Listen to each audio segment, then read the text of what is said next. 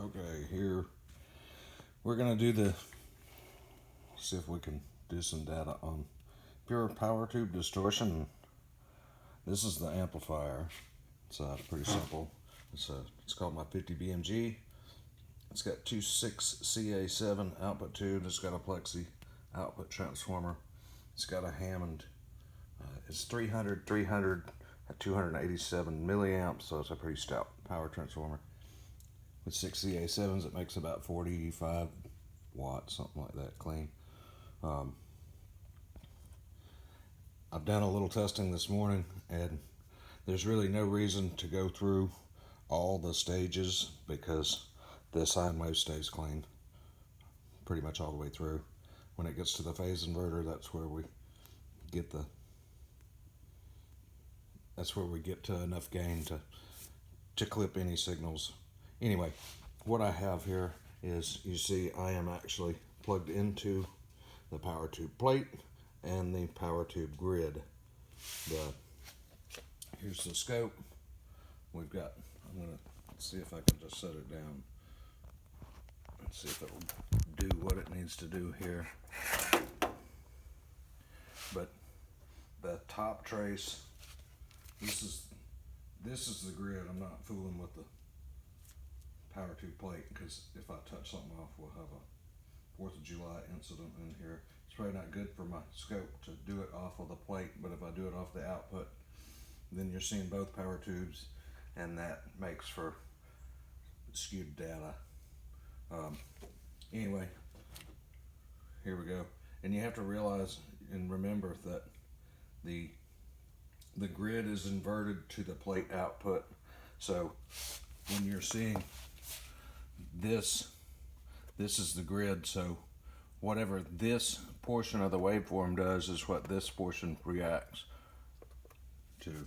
So as we come up, you see we're clean, we're still clean, and then the power tube begins to clip. But what you'll notice is that the phase inverter is not clipping.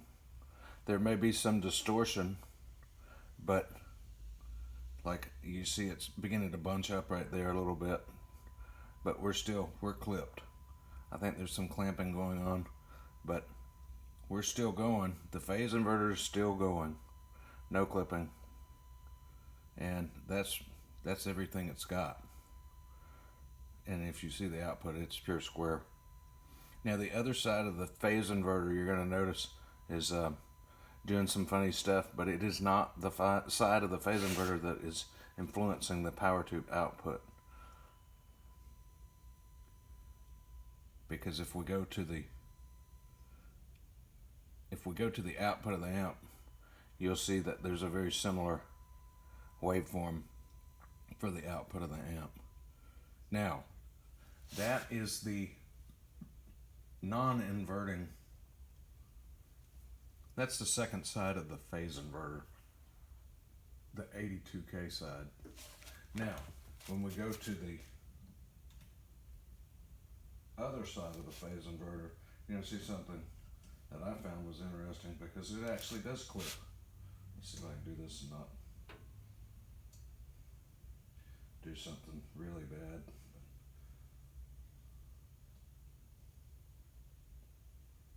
See if I still picked up. I got that one. I don't have the grid.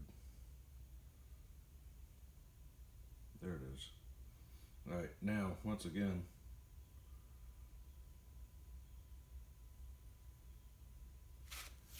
the grid is the second trace. Let's see, where is it? Yeah, it's still the same one as before. And as you see again, but you see it starts to clip there. Phase inverter begins to clip, and the output is clipping also, and it squares out. Now what's that effect? Couldn't tell you. And we also are getting some voltage offset, because you see how they're lining up and they're actually moving away from each other. The phase inverter is pushing away. But so what do we have? Well, that right there is clean sine from the phase inverter, but we're clipping the power tube. And we bring it up some more, and then we get some clipping in the phase inverter, but we're already clipping in the power tube. What does that mean? Who the hell knows? Is that pure power tube distortion? I guess you could theoretically say that no, it's not. And then removing the traces. I'm going to go straight to the output and we'll have a look at the output. Now this, I'm using the other probe, so just go to output 2, bring it down, and then here's our output.